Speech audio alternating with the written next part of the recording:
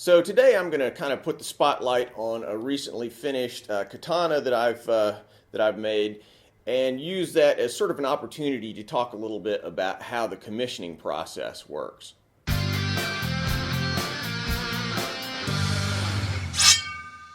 Now, if you talk to 10 different blade makers, they're all going to have different opinions about whether they like to do commissions and how they like to do them. That is custom work.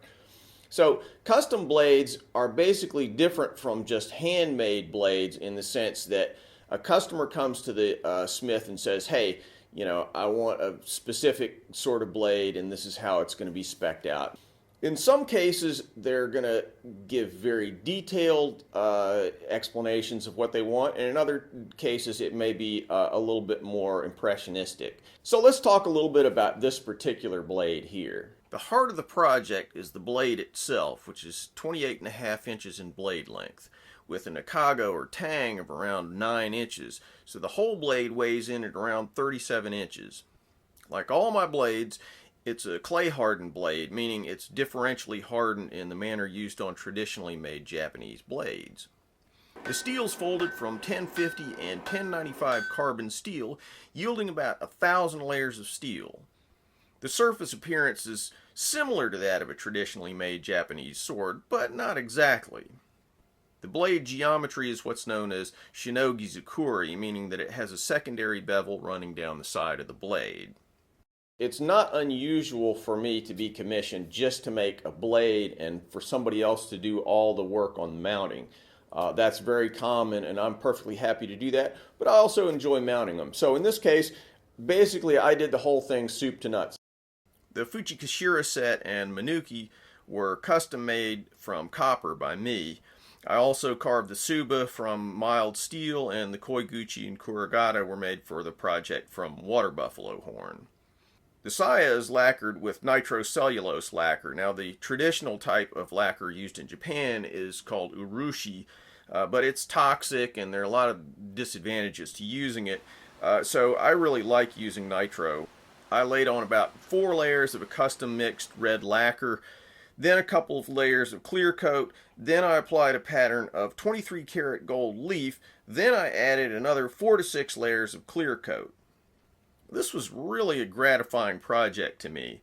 The client specified the length, the geometry, the steel type, and the colors, then pretty much left the details to me.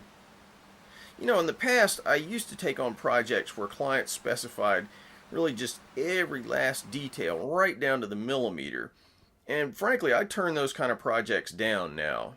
I mean, obviously, every client's got the right to get what they want, but here's what I've found. I've found that a lot of times things that look good on paper ended up either being just really difficult to execute or kind of inelegant in their final results. So I really believe now that the best results are achieved when the customer gives me general guidance, length and things of that nature, but in terms of curvature, blade thickness, balance, and things of that nature, I really think it's best if they sort of leave it to me to work out the details in the way that seems most harmonious. Because a lot of times you get into the middle of the project and you find that, something that just seemed like it would work well doesn't in the context of all the other little bits and pieces that you're putting together to make this blade.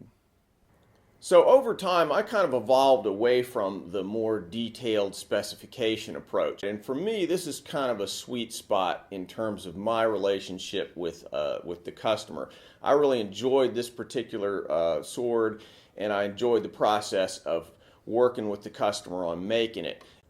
So as a general rule, I find that my work comes out best when I'm given a little bit of latitude in terms of the specifications of the project. So if you're interested in commissioning a blade from me, by all means get in contact with me and talk to me about, what it is that you're looking for. And I've got a video on my website that kind of explains how the commissioning process works.